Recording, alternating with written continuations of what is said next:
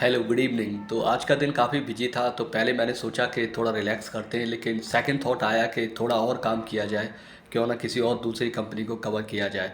तो आज जो मैंने एक कंपनी कवर की है उसका नाम है वसा डेंसिटी, जो कि डेंटल कार्ड के नाम से एक बेसिकली ई कॉमर्स कंपनी है। और ये जो डेंटल से रिलेटेड जितने भी प्रोडक्ट होते हैं तो इनकी मैन्युफैक्चरिंग और डिस्ट्रीब्यूशन में डील करती है। तो ये बेसिकली अगर आप देखेंगे तो एक काफ़ी स्मॉल कम साइज़ की कंपनी है, 1200 करोड़ का मार्केट कैप है।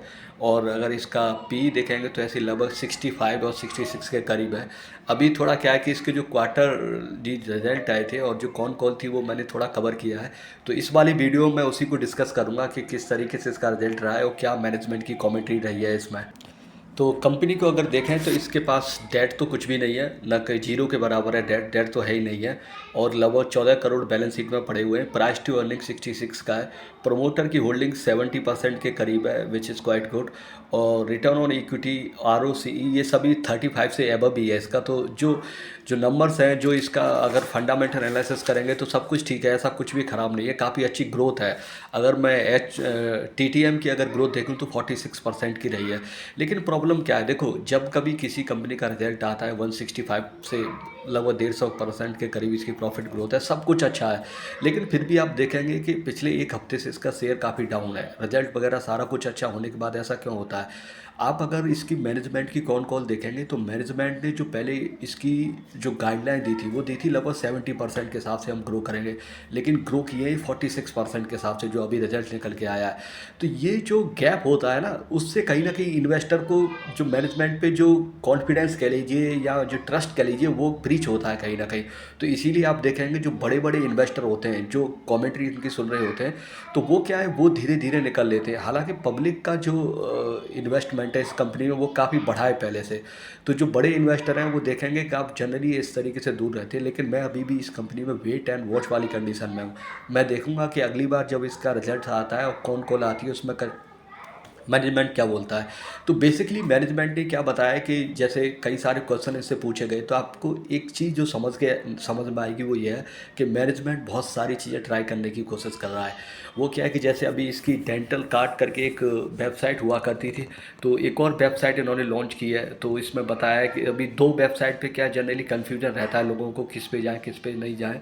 और इन्होंने बोला है कि फ्यूचर में एक ऐप भी लेके आएंगे। तो इन्होंने रीज़न बताया था कि सिक्योरिटी कंसर्न था। तो देखो जितनी भी ये ई कॉमर्स वाली कंपनी होती हैं जब ये स्टार्ट करती हैं तो इनके सामने सबसे बड़ी प्रॉब्लम क्या होती है कि वेबसाइट हमेशा हैंग रहेगी। और दूसरा क्या है, जो प्रोडक्ट है तो उसका जो डिलीवरी में जो टाइमिंग वगैरह रहती है उसका बड़ा इशू रहता है। तो अभी इनके सामने भी जो चैलेंजेस है वो ये है कि इनकी जो इन्वेंट्री डेज है वो काफ़ी बढ़ रहा है। दूसरा चीज़ क्या है, जो टाइम है इनका डिलीवरी का वो थोड़ा ज़्यादा है। तो इस पे मैनेजमेंट ने भी कहा कि फ्यूचर में ये इसको कम करेंगे और इसी पे इफेक्टिवली एनालाइज कर रहा है। एक और चीज़ जो मुझे इसकी अच्छी नहीं लगी, मेरे हिसाब से कोई भी बिजनेस हो, चाहे वो डिजिटल मार्केटिंग हो या ऑफलाइन हो ऑनलाइन हो कैसा भी हो, अगर किसी कंपनी का मार्केट बजट 10% से कम है तो वो कहीं ना कहीं दिक्कत वाली चीज़ है। इसका अगर आप देखेंगे मार्केटिंग एक्सपेंसिव बजट है वो सिर्फ 2% है इसका। तो ये कंपनी को बढ़ाना चाहिए, जो कि मैनेजमेंट में बोला है कि फ्यूचर में 6 से 7% करेंगे इसे। इसके अलावा ये देखेंगे कि इन्होंने अपने जितने भी जो ब्लू डार्ट वगैरह चैनल पार्टनर जिसके थ्रू ये डील करते हैं, अपना कोरियर सर्विस वगैरह देते हैं, उसमें भी इन्होंने बोला है कि अदर अदर से भी डील कर रहा है। एक और चीज़ जो मुझे नज़र आती है इसके में कि देखिए, जैसे मैंने बोला था कि मैनेजमेंट कई सारी चीज़ें ट्राई करने की कोशिश कर रहा है। आप इसको एक कंपैरिजन करें, जैसे जो बॉल होती है, जब क्रिकेट होता है तो जो नई बॉल होती है वो हमेशा स्विंग करती है। लेकिन जब बॉलर ज़्यादा चीज़ें ट्राई करने की कोशिश करता है तो जो पीरियड होता है 1-2 ओवर का, तो वहाँ बॉल को स्विंग मिलती नहीं है और वो जो टाइम पीरियड है वो उसको गवा देता है। यहाँ पर भी मैनेजमेंट ऐसा ही मुझे लग रहा है कि बहुत सारी चीज़ें कर रहा है, लेकिन जो कोर पर्पज़ है उससे थोड़ा बाहर नहीं जाना चाहिए। और एक और चीज़ मैं इसके बारे में बोलूँ, जैसे इन्होंने बताया था कि इनका जो वेयर हाउस है वो एक गुड़गांव में, एक कोलकाता में, एक बेंगलुरु में है। तो मेरा मानना ये है कि इनको जो अपना वेयर हाउस है, जैसे मान के चलिए गुड़गांव में, तो जो NCR से जो मार्केट है इसको पहले से अच्छे से कवर करना चाहिए। उससे उसके बाद जैसे उसके रिलेटेड जितने भी स्टेट है, जैसे पंजाब है, हरियाणा है, यूपी है, राजस्थान है, इनमें अपना मार्केट को एक्सपेंड करना चाहिए था। तो जियोग्राफिकली जब आप एक्सपेंड करते हैं, मिले जुले एरिया में अपना नेटवर्क बिल्ड करते हैं, तो उससे क्या है, आपकी कॉस्ट जो है वो इफेक्टिवनेस रहती है।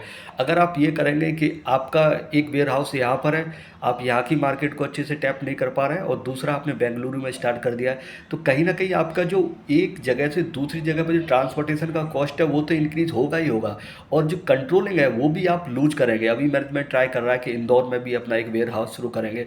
तो मेरा मानना यह है कि एक रीजन में एक्सपेंड करें, उसके बाद धीरे धीरे उससे रिलेटेड नेटवर्क को बढ़ाते जाएं, वो ज़्यादा इफेक्टिव रहता है rather than to go for the diversification. So ये एक देखने वाली चीज़ रहेगी। इसके अलावा कुछ चीज़ें और भी थी कि जैसे इनके जो ब्रांड्स हैं उनमें 50% इनके खुद के ब्रांड हैं। इसके अलावा इन्होंने एक वर्टिकल इंटीग्रेशन भी किया, एक लेबोरेटरी है दिल्ली बेस्ड जिसके साथ ये थोड़ा मैन्युफैक्चरिंग में भी अपना हाथ आजमा रहा है। दूसरा इनका एक और कंसर्न था कि इनकी जो नेट प्रॉफिट मार्जिन है वो 8.1% से डाउन हुए हैं इस बार।